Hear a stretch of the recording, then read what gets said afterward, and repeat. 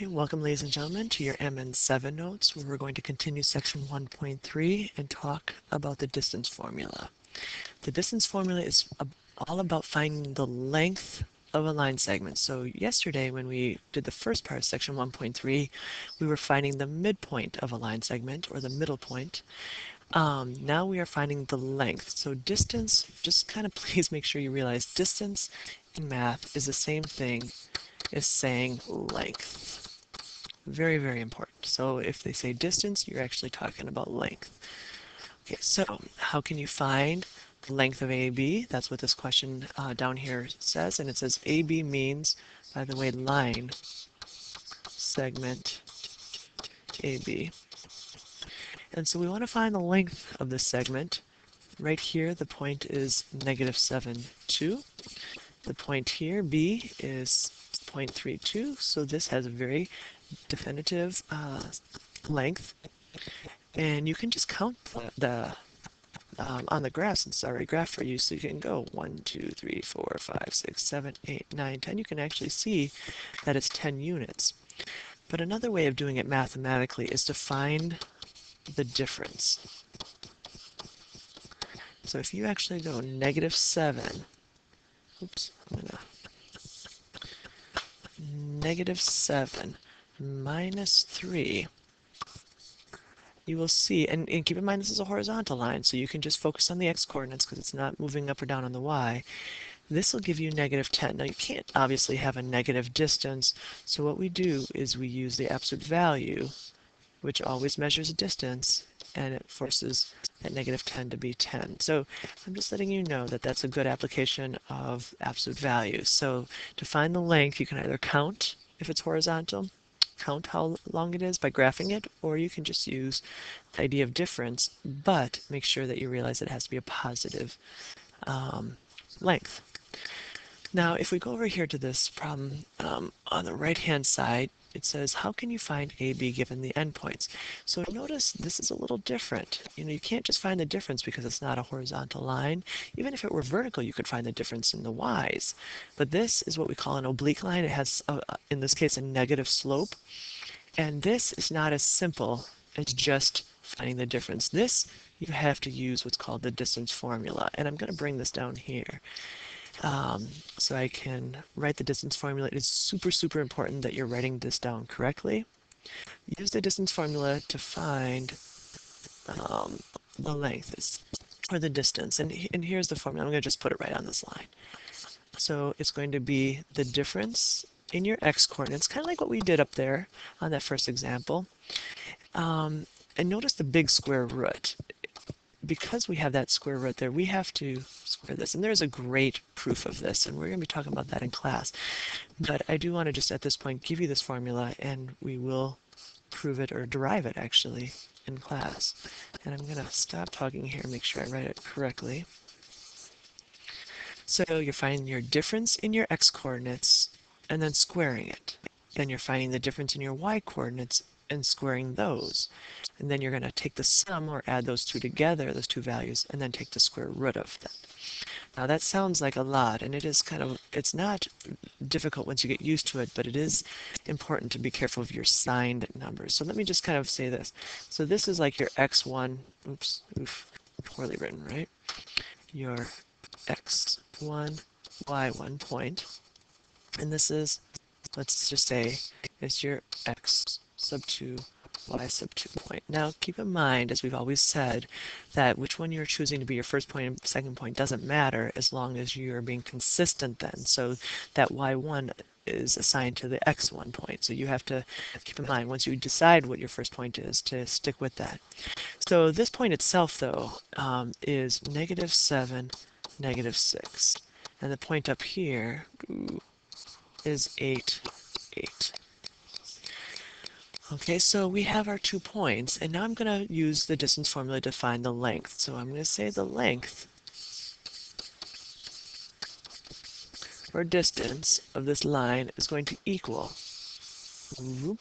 So we have x sub 2, I'm saying is going to be 8. Why? Because over here is my second point, right up here. And so I'm choosing this point to start with. So 8 minus my other x point, which is -7. Now again, be careful of these signs, and we're going to square it. So I'm literally plugging this into my formula. I'm going to have to extend this a little bit. Now my y-coordinates, I'm finding the difference of those, and I'm going to go 8 minus -6 quantity squared. Now again, if you chose the points reverse, that's going to be fine. You're going to end up all going to positive anyway because you're quantity squaring it. It's just be careful the addition of your negative numbers. That tends to be where students have trouble. So up here we have 8 minus a -7. That's just like saying 8 plus 7. So we have 15 squared plus, and 8 minus a -6 is like saying 8 plus 6. So we have 12, 14. Oops. Again, everything, I don't know, my smartboard's a little curvy today. 14 squared. And we still need to take the squares of those and then add them together and then take the square root. So I'm going to bring this over here. So 15 squared is going to be 225 plus the 196. And again, if you ended up with the negative numbers, you would have made sure that when you squared them, of course, they go positive. Oh, geez, so that's 116. Okay, when you add those together, you end up with a value of 421, the square root of that, and when you take the square root of it, you find that the length, the approximate length, is going to be 20.5 units. So this right here is the length of this line segment. So you can't measure because it's not drawn to scale, but that length is going to be 20.5 units by using the distance formula, and all you needed was those endpoints to find that distance. So let's kind of practice it again here. It says, what is the approximate length of segment RS if these are your endpoints, 2, 3, and 4, -1. I'm going to up the ante a little bit. I said approximate length. I'm going to put that over here. Approximate. And that's going to be that answer right here. But I'm going to also want you to give me the exact length, which means no rounding. And that's going to, I'm going to show you how to do that here in just a moment. So approximate is approximate where you're rounding. Exact is no rounding, precision, precise answer. So let's just start with the distance formula here. So again, you're finding the difference in your x's, squaring those, finding the difference in your y's, and squaring those, adding those together, and taking the square root. Now, if it helps you to do like an x1, y1, x2, y2, like you probably learned what you first learned the slope, by all means do that. So here we go. So finding the length of RS, and I should actually put RS equals, because I want to know what the length is. You find your difference in your x's, so I'm going to go 4 minus 2, quantity squared, plus, and then -1 minus 3, quantity squared. And I can't stress enough that if you had chosen the points opposite, it's fine. Like flipped them around, just be consistent, and when you square them, just be careful of your signs. So it's not going to matter, just be consistent. So the length of RS is going to be 4 minus 2 is 2, quantity squared, and you do get better and faster at it, and I tend to stop showing every step eventually. This is new for a lot of you. -1 minus 3 is -4. But I would say that if you're going to skip steps, you're going to probably mess up on your signs. So that is my advice to you, is to do not skip steps, especially at the beginning here. So 2 squared is 4. Here we have a -4 quantity squared. That's a -4 times a -4, and that's going to give you a 16. So again, I've got some curvy stuff under here. Let me try writing that again. So I have 4 plus 16.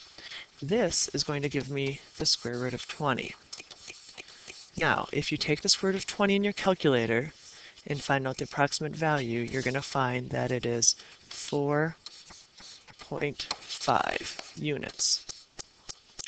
But to simplify the square root of 20 to keep it in exact form, kind of like when we were doing the square roots, I can break that square root of 20 down to be, underneath it, it's going to be 4 times 5. Square root of 4 is 2, and you still have square root of 5 under your radical. So we've been going over how to simplify radicals. This is the reason why we practiced it earlier this year. So square root of 20 can be broken down into 4 times 5, and then you can take the square root of 4, which is 2, and you still have the square root of 5 left over. So 2 square root of 5. Okay, so that is how we find the length of segment RS in approximate value and exact value. Now here's what we're going to do. We're going to flip this over, your note guide, and there's nothing new now. Everything is going to be just using that formula, and I want you to try it completely on your own. Now, I want you to pause this video and do both example 2 and 3 using the distance formula, and then from there start the video again and check your answers. I do want both the exact and the approximate. Again, the approximate is the rounded using your calculator. Ooh. And the exact is simplified radical form. And you do that for both of them, please. Actually, no, let's just do exact form for example 2. Example 3, you'll see it's a very large number, so let's just do the approximate for example 3. But I need you to practice both of those skills. So example 2, find the distance, both in exact and approximate form.